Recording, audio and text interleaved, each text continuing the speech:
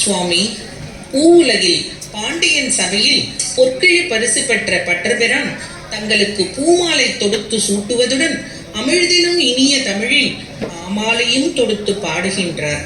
பல்லாண்டு பாடிய தொண்டன் தங்கள் மேல் பாடிய திவ்ய பிரபந்தங்களை அடியால் நேரிலும் காண வேண்டும். அதற்கு திருவருள் புரியுங்கள் சுவாமி. லக்ஷ்மி, இனிமையோடு என்னை பாடும் என் தொண்டர்களுக்கு நாம் எப்பொழுதும் அருள் புரிவோம். உன் எண்ணத்தை இப்பொழுதே நிறைவேற்றுகிறேன். அந்த விஷ்ணுசுத்தனுக்கு நீ செல்வியாக சென்று வளரு. சில காலம் அவன் சொல்லின் வல்லமை உடனிருந்து பார். பிறகு நம்மை வந்தடைவதற்கு அருள் செய்கிறேன்.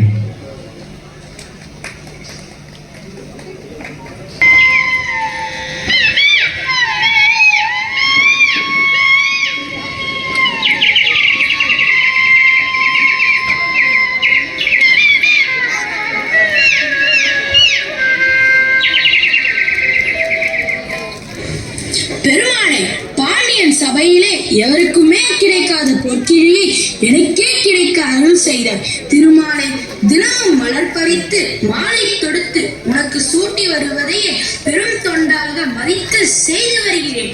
பூமாலையை சூட்டி வரும் நான் அவ்வப்போது பாமாலையும் தொடுத்து அதையும் உனக்கே சமர்ப்பித்து வருகிறேன். இரண்டையும் ஏற்றுக்கொண்டு அருள் செய் கண்ணா.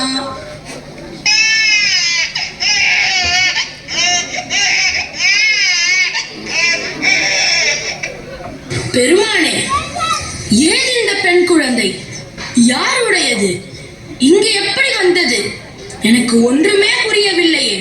பெருமானே, பொன்னை கொடுத்த நீதான் இந்த பெண்ணையும் கொடுத்தாயோ?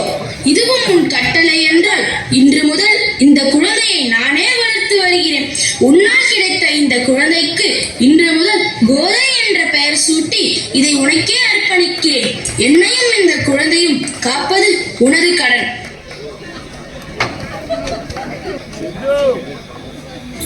ஏனா, என்ன பண்ணிட்டு இருக்கேன்? என்னடி கோமலம் இப்படி மூச்சு வாங்குது? முதல்ல உட்காரு. இப்போ சொல்லு. விஷ்ணு சித்தர் இருக்காரோ? ஆமா, அவருக்கு இல்ல. அவர் ஒரு குழந்தையை தத்தெடுத்து வளர்க்கிறாரோ? இப்ப அந்த குழந்தை பட்டுப்பாவாடை சட்டை போட்டு அழகா இருக்கா. நீங்க பாத்திருக்கீங்களா? அந்த குழந்தை பேரு கோதை தானே?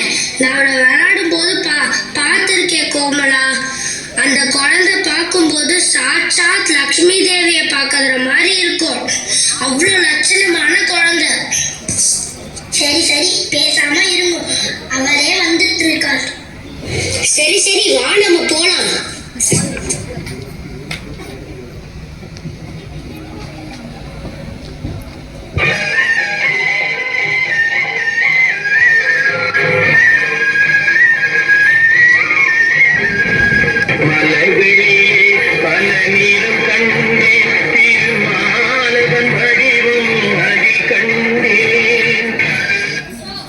கோதை, கோதை, எங்கே அம்மா சென்று விட்டாய்? இவ்வளவு நேரம்? வீதியில் மணல் மேடு கட்டி விளையாடி கொண்டிருந்தேன் அப்பா. அப்போது ஒரு பாடகர் பாடிக்கொண்டே வந்து என் மணல் வீட்டை கலைத்து விட்டார். அடடடா! உடனே எனக்கு மிகவும் கோபம் வந்து விட்டது அப்பா. அவரை பார்த்து உங்களுக்கு கண் தெரியவில்லையா என்று கேட்டேன். என் கேள்விக்கு பதில் சொல்லாமல் எல்லாவற்றிற்கும் நாராயணா நாராயணா என்றே சொல்லிக் கொண்டிருந்தார். நாராயணா நாராயணா, என்னப்பா இது? நீங்களும் நாராயணா என்றே சொல்கிறீர்கள். ஒரு முறையாவது அவன் நாமத்தை உச்சரிக்காவிட்டால் வாழ்வில் உயிர் ஏதுமா? யாரப்பா அந்த நாராயணன்? உன்னையும் மென்னையும் படைத்தவன், உலகிற்கே பழியளப்பவன், மூலகத்தையும் அளந்தவன். அடேங்கப்பா, அவ்வளவு பெரியவரா? முதலும் முடிவும் இல்லாதவன் அந்த கண்ணன், கமலக்கண்ணன். கண்ணன், கமலக்கண்ணன், அவரை பற்றி சொல்லுங்களேன் அப்பா, கேட்க ஆசையாக இருக்கிறது. எதற்காக கண்ணன் என பெயர் வந்தது? அழகான கண்களை உடையவன். அவன் எப்படிப்பட்டவன்? பக்தர்களுக்கு தாசன், உன்னை போன்ற குழந்தைகளுக்கு விளையாட்டு கண்ணன். விளையாட்டு என்றால் அந்த கண்ணனுக்கு அதிக ஆசையா அப்பா? அவன் பிள்ளை விளையாட்டு ஒரு பெரும் கதை. அதை எனக்கு சொல்லுங்களேன் அப்பா. அவன் பிள்ளை பருவத்தில் கோகுலத்தில் ஆடிய விளையாட்டை சொல்கிறேன் கேள்.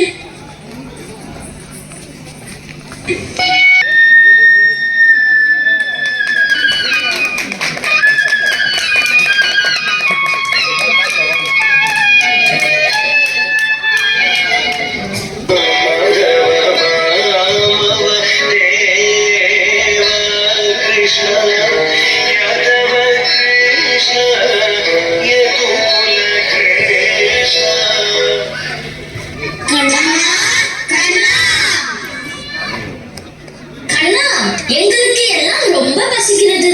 வா, யார் வீட்டிலாவது வெண்ணெய் திரை சாப்பிட போலாமா? சரி சரி, போலாம் போலாம்.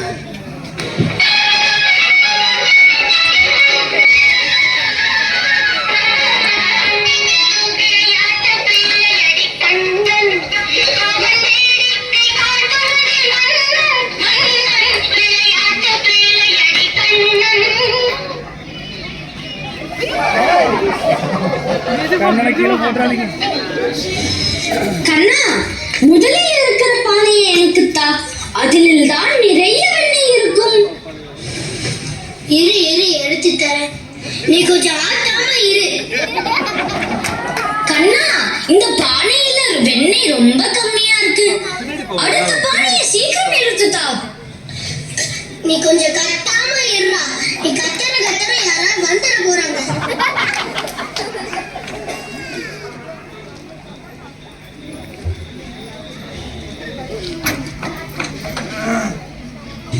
டேய் டேய், என்னடா இது?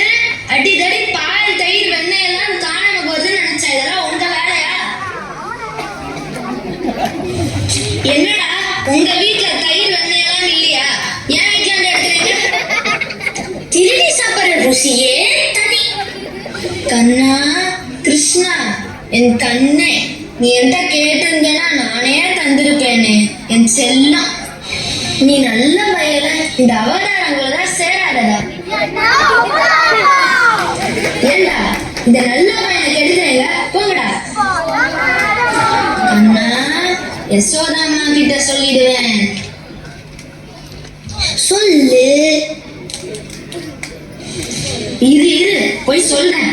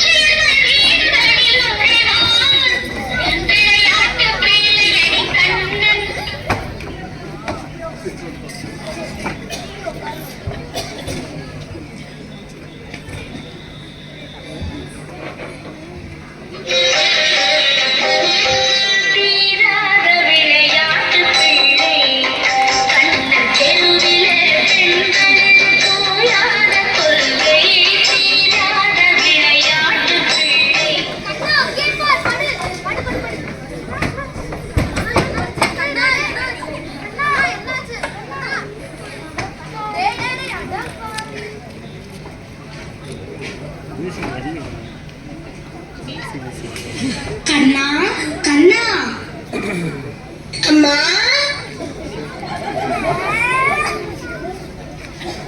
அம்மா, யசோதாம்மா, உங்க கண்ணை பண்ற சேட்டுகளை தாங்க முடியல. கொஞ்சம் கண்டிச்சு வைங்கம்மா. பானையெல்லாம் உடைக்கிறான், வெண்ணெயெல்லாம் திருடுறான். இம்முறை மன்னித்துக் கொள்ளுங்கள், சிறு பிள்ளைதானே, இதோ தெரியாமல் செய்துவிட்டான். இனிமேல் இது மாதிரி நடக்காமல் நான் பார்த்துக் கொள்கிறேன். அனைவரும் போய் வாருங்கள். அம்மா, யசோதாம்மா, பாருங்க உங்க கண்ணன் செய்த வேலைய. என் தாடியோட விளையாடுறான். இழுக்காதடி. அட, நான் எங்க இழுக்கிறேன்? கண்ணா, அவிழ்த்து விடுப்பா. அம்மா, நம்ம கண்ணை நல்ல பையன்தாம்மா. இந்த வானரங்களோட சேர விடாதீங்கம்மா. அப்படி சொல்லாதீர்கள்.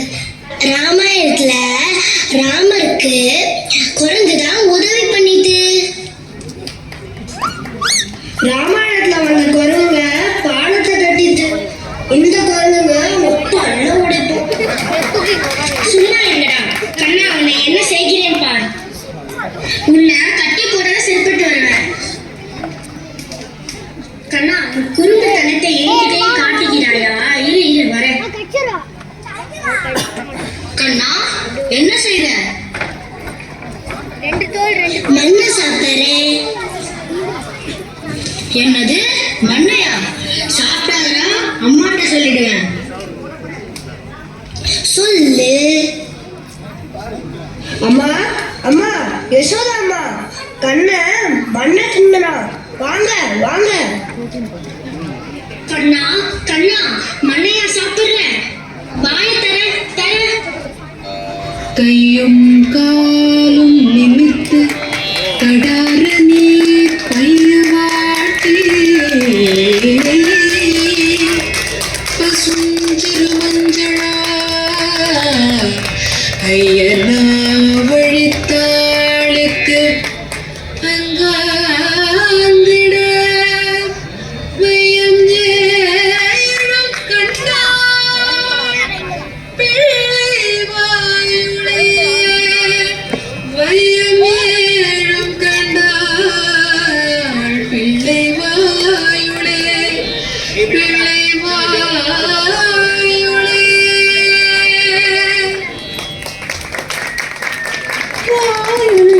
வையகம் கண்ட மடநல்லா ஆயர் புத்திரன் நல்லன் அருந்தேரும் ஆய சீருடை பண்புடை பாலகன் மாயன் என்று மகிழ்ந்தனர் மாதரே. மாயன் என்று மகிழ்ந்தனர் மாதரே.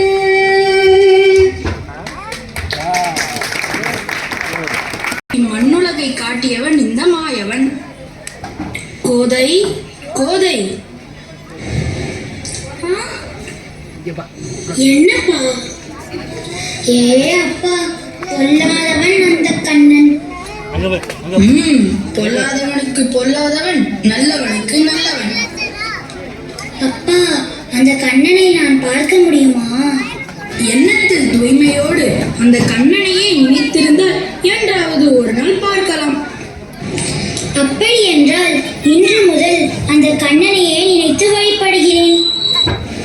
அப்படியே செய்யம்மா. அந்த கண்ணனையே வழிபடு. விரைவில் அவன் அருள் கிடைக்கும். அது சரி, தினசரி தவறாது இப்படி ஒரு மாலையை தொடுத்து கொண்டிருக்கிறீர்களே, இது யாருக்கு அப்பா? அந்த கண்ணனுக்கு தான் அம்மா. கண்ணனுக்கு மாலை என்றால் மிகவும் ஆசையாப்பா? மிகவும் ஆசை. எங்கே போகிறீர்கள் அப்பா? பழங்கள் பறித்து வருகிறேன் அம்மா. கண்ணா, வா, நீயும் நானும் சேர்ந்து விளையாடலாம். புறப்படு. வரமாட்டாயா? பேசு கண்ணா. என்னோட பேச மாட்டாயா? ஏன் மௌனம்? ஓஹோ, அப்பா சொன்னது போல் நீ மாலை சூட்டினால்தான் நீ பேசுவாயோ? இரு இரு, இதோ வருகிறேன். இதோ மாலை. தரமாட்டேன். நீ பொல்லாதவன் ஆயிற்றே. மாலையை உன் கழுத்தில் போட்ட பிறகு நீ என்னோடு விளையாட வராமல் ஏமாற்றி விட்டால் கண்ணா, ஏமாற்ற மாட்டாய் தானே? முதலில் நான் மாலையை போட்டுக்கொண்டு அழகாக இருக்கிறதா என பார்த்துவிட்டு பிறகு உனக்கு இந்த மாலையை போடுகிறேன். சரியா கண்ணா?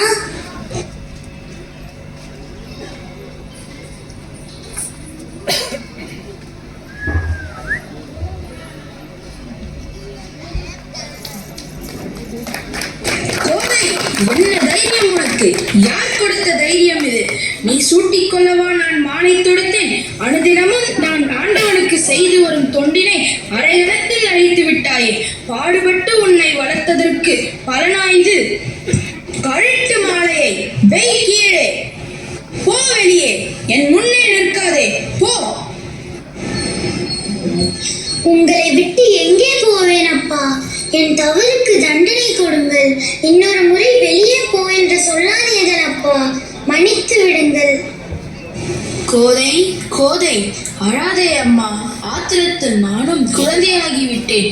ஆண்டவனுக்கு தொடுத்த மாலையை நாம் மணிந்து கொள்ளலாமா? அது பெரும் பாவம் அல்லவா? போகட்டும், இதுவே முதலும் கடைசியுமாக இருக்கட்டும் என நினைத்து இனி இந்த தவறை செய்யாதே. நான் செய்தது தவறா அப்பா? இல்லையாமா, நீ ஏதோ விளையாட்டாக செய்துவிட்டாய். என் மனம் எவ்வளவு பாடுபடுகிறது தெரியுமா? சரி, போகட்டும், நீ இங்கே இரு. நான் தோட்டத்திற்கு சென்று வேறு மாலை தொடுத்து ஆலயத்திற்கு சென்று ஆண்டவனுக்கு அணிவித்து விட்டு வருகிறேன். பெருமானே, கோதை சிறுமி பிழை செய்து விட்டாள். உன் திருவடியில் சூட்டுவதற்காக நான் தொடுத்த மாலையை தன் கழுத்தில் சூடிவிட்டாள். அவள் தவறை மறந்துவிடு. நாள் தவறாமல் நான் செய்து வரும் தொண்டில் ஒரு சிறு தவறு நடந்து விட்டது. எங்களை மன்னித்து விடு. உனக்கு புது மாலை தொடுத்து எடுத்து வந்திருக்கிறேன். இதை ஏற்றுக்கொள்.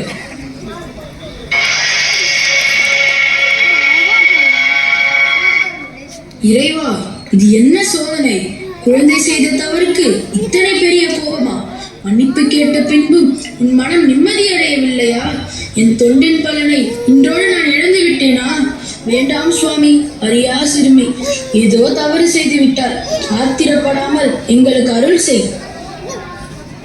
அப்பா, நான் சொல்வதை தவறாக நினைத்து மேலும் என் மேல் ஆத்திரப்பட வேண்டாம். ஆண்டவன் குழந்தைகளிடம்தான் அளவு கடந்த அன்பை காட்டுவான் என்று தாங்கள் தானே அடிக்கடி சொல்வீர்கள். அப்படி இருக்கும்போது நான் போட்டுக்கொண்ட மாலையை பெருமான் ஏற்றுக்கொள்ளாமலா போவார்?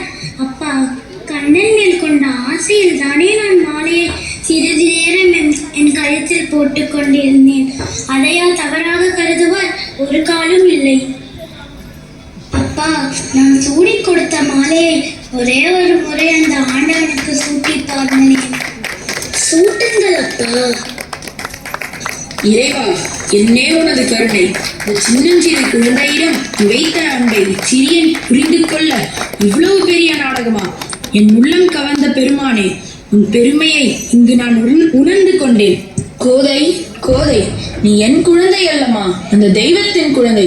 அவர் அருளை பூர்ணமாக பெற்ற குழந்தை என புரிந்து கொள்ளாமல் இருந்து விட்டேன். என் தவறை பொறுத்துக்கொள். என்னப்பா? தாயே, நீ போட்டுக்கொண்ட மாலையை பெருமான் ஏற்றுக்கொண்டான் என்றால் இன்று முதல் நீதான் அம்மா சூடிக் கொடுத்த சுடர்கொடி. வரும் காலத்திலே உன் வாக்கில் வரும் சொல்லெல்லாம் நாச்சியாரின் திருமொழி என்று நாளெல்லாம் புகழட்டும். அம்மா, ஆண்டவன் உலகத்தை ஆள்கிறான்.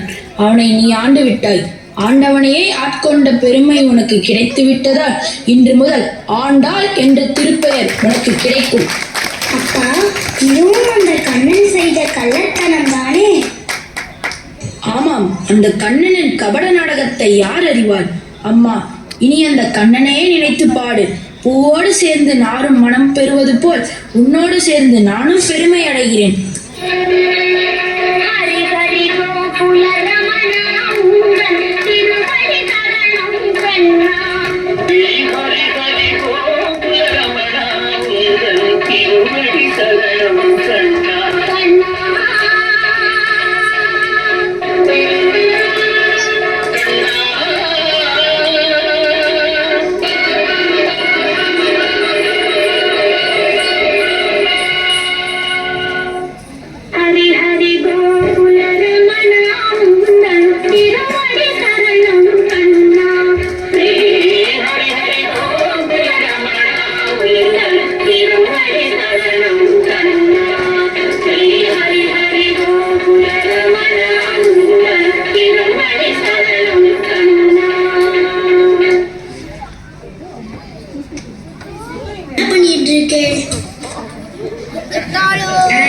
சாப்பிட்டுட்டு இருக்கேன். பார்த்தா தெரியல. சொல்லுடி, என்ன வம்பு சொல்ல போற கோமலம்? சொல்லுடி. ஏன்னா அந்த விஸ்வசித்தர் கோமலம், மெதுவா மெதுவா பேசுடி. அது வராது பாரு. மெதுவா பேசுடி. எதுக்கு மெதுவா பேசணும்? காதல வேணும்னால பேசுறது. நல்லா கேட்கட்டும். பண்ணாம இருக்கார். அவர் சொல்ல பொண்ணா இருந்தால் இவ்வளவு நேரம் கல்யாணம் பண்ணியிருப்பாருன்னு. எங்கேயோ தோட்டத்துல கிடைச்ச பொண்ணுதானே, அதான் இன்னும் கல்யாணம் பண்ணாம இருக்கார். வாய் வச்சுட்டு கொஞ்சம் சும்மா இருக்கியா? நமக்கெல்லாம் ஏன் இந்த வம்பு? அடுத்த விஷயம் எல்லாம் நமக்கு எதுக்குடி? அவரு எல்லாம் கேட்டிருப்பாரு. அந்த மனுஷன் ரொம்ப பாவண்டி.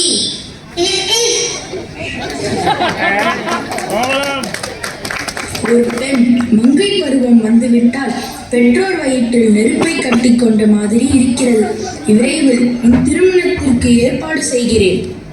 அப்பா, திருமணமா? எனக்கா? பிள்ளை பருவத்திலேயே திருவரங்கத்தில் பள்ளி கொண்டிருக்கும் பெருமானுக்கு என்னை அர்ப்பணித்து விட்டதாக தாங்கள் தானே அடிக்கடி கூறுவீர்கள். உங்கள் திருவாக்கு பொய்யாகலாமா? வேண்டாம் அப்பா, வேண்டாம். மாணவன் மலரடிக்கு பணி செய்வேனே தவிர மானிடனுக்கு வாழ்க்கை படமாட்டேன். ஆண்டவனுக்கு உன்னை அடிமையாக்கி கொள்ளலாம், அவன் திருவடிவுக்கு பணி செய்யலாம். ஆனால் மானிட பிறப்பில் பெண்ணாக பிறந்த உன்னை தேடி வந்து அந்த பெருமான் மாலை சூடுவாரா? ஏன் சூடமாட்டார்? அடிய பருவத்திலிருந்து இன்று வரை அடியால் சூடி கொடுக்கும் மாலையை ஏற்றுக்கொள்ளும் பெருமாள் இன்றாவது என மணமாலையை ஏற்றுக்கொள்ளாமலா போய்விடுவார்? கடவுளை கணவனாக அடைய முடியுமா? இது என்ன பைத்தியக்காரத்தனம்? அப்பா, பார்க்கும் இடம், கேட்கும் மொழி அனைத்திலும் அந்த ஆண்டவனின் திருவுருவத்தையே காண்கிறேன். அந்த கண்ணனையை நினைத்து கன்னியாகவே இருந்து இந்த மண்ணுலகை விட்டு போய்விடுகிறேன். ஆண்டாள், உன் பிடிவாதத்தை விட்டுவிடு. விரைவில் உன் திருமணத்திற்கு ஏற்பாடு செய்கிறேன். வேண்டாம், எனக்கு திருமணமே வேண்டாம். ஆண்டாள், பெற்றோர் சொற்படி நட. பார்த்தாயா, அப்பா மிகவும் கோபப்படுகிறார். ஆண்டாள் கன்னியாகவே மாண்டாள் என என் வரலாறு ஆகிவிடுமோ? கவலைப்படாதே ஆண்டாள். அப்பா நினைத்த மாதிரி உனக்கு திருமணமும் நடக்க வேண்டும். நீ விரும்பும் அந்த பெருமானுக்கு நீ மாலை சூட்ட வேண்டும். அதற்கு நான் ஒரு வழி சொல்லட்டுமா? என்ன வழி அமுதா? சொல்லு. கோகுலத்தில் வாழ்ந்தவர்கள் எல்லாம் வைராகியத்துடன் விரதமிருந்து அந்த கண்ணனிடம் வேண்டிய வரத்தை பெற்றிருந்தார்கள் என்று சொல்கிறார்கள். என்ன விரதம் அது? நாளை மார்கழி திங்கள் முதல் நாள் ஒரு 30 நாளும் அதிகாலையில் நீராடி விரதத்துடன் பாவை நோன்பை கடைபிடித்தால் நிச்சயமாக பலன் கிடைத்துவிடும். உன் வாக்குப்படியே நடக்கிறேன்.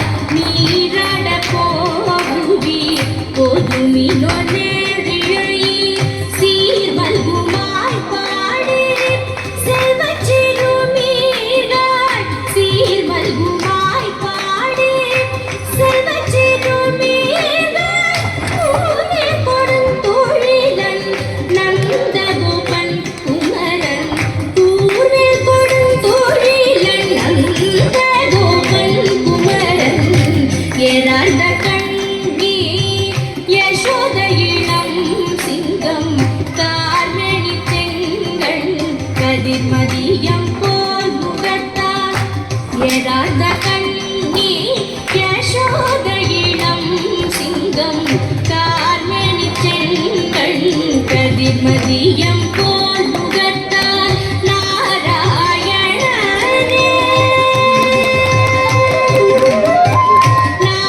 நாராயணனே நமக்கே வழி தருவார் நாராயணனே நமக்கே வழி தருவார் காரூர் புகழ கடிதேலோர் என்பவாய் காரூர் புகழ கடிதேலோர் என்பவாய்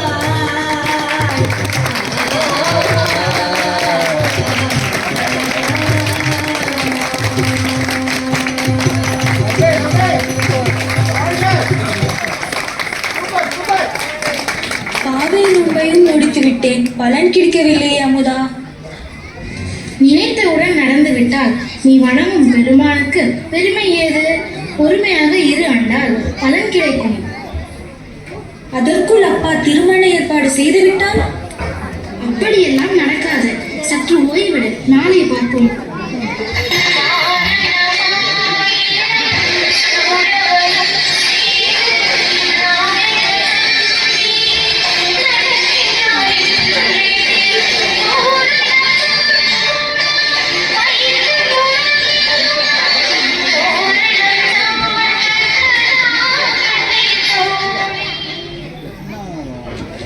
என்னம்மா மிகவும் மகிழ்ச்சியோடு காணப்படுகிறாய்?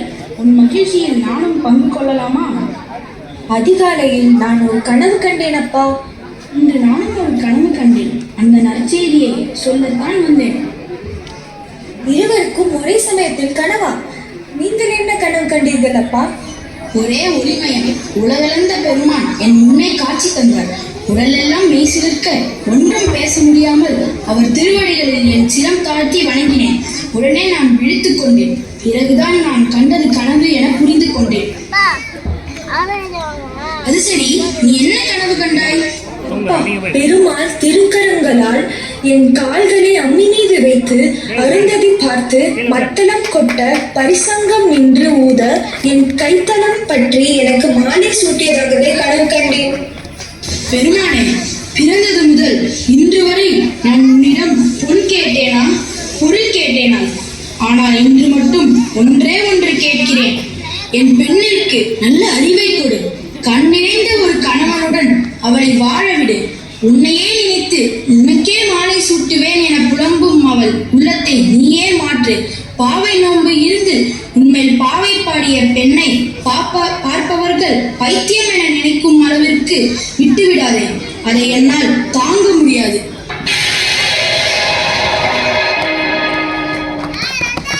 விஷ்ணு சித்தரே, வீணாக கவலை அடைய வேண்டாம். உன் வளர்ப்பு மகளான ஆண்டாள் என்னை அடையும் நேரம் வந்துவிட்டது. அவள் விருப்பப்படி யாமே அவளுக்கு மலர் சூட்டுவோம். கூடிக்கொடுத்த சுடற்கொடியை திருமண கோலத்தோடு திருவரங்கத்தில் நமது சன்னிதானத்திற்கு அழைத்து வரும். திருவருள் கிடைக்கும். பெருமானே, பெருமானே, நான் வளர்த்த பெண்ணை ஏற்றுக்கொள்ளப் போகிறாயா? என்னே உனது விளையாட்டு. உன்னால் என் பெண் உயர்ந்தால் அவளால் நான் உயர்ந்தேன். என்னே உனது கருணை. திருமாலே, உன் கட்டளைப்படி அவளை திருவரங்கத்திற்கு அழைத்து வருகிறேன்.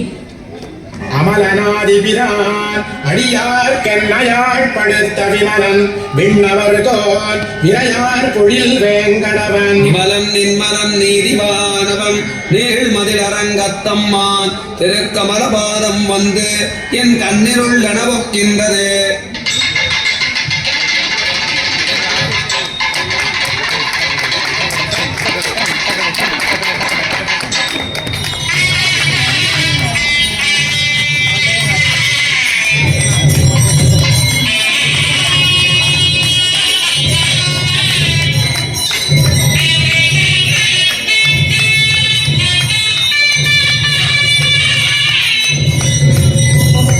ஏன் கவலையோடு இருக்கிறீர்கள்?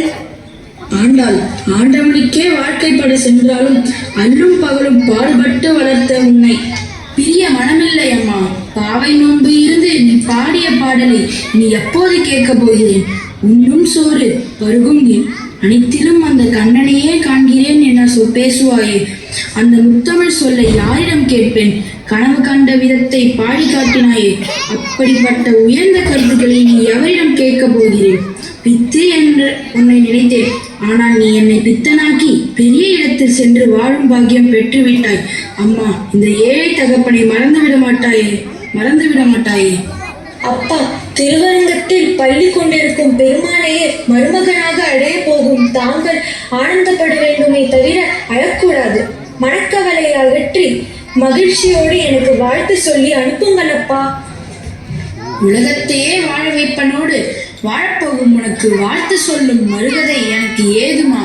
இருந்தாலும் ஓரிரு வார்த்தை சொல்கிறேன். மூவுலகையும் மணந்தவன் அந்த மாயவன். முதலில் நீ அவன் குணத்தை அளந்து அதன்படி நடக்க வேண்டும். காலத்தையே வகுத்தவன் அந்த கண்ணன்.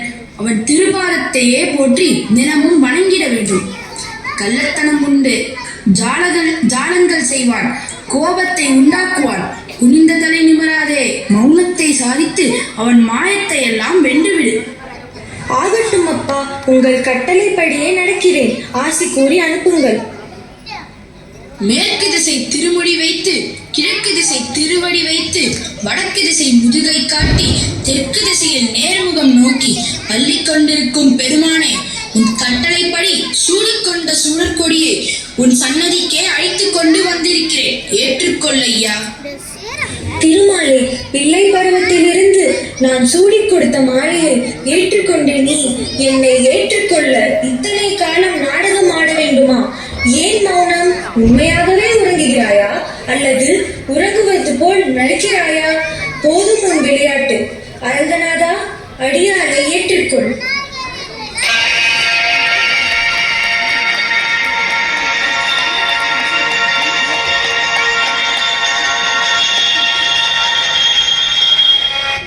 ஆண்டாள், ஆண்டாள், சூடிக் கொடுத்த சுடற்கொடியே, இனி உன்னை எங்கு காண்பேன்? உலகம் புகழ ஒரு மகளை திருமகள் போல் வளர்த்தேன். அவளை திருமால் கொண்டு சென்று விட்டார்.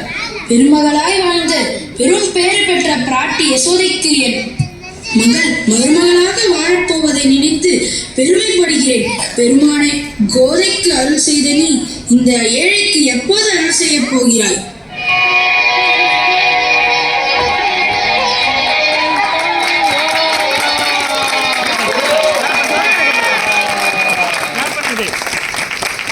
விஷ்ணு சித்தரே,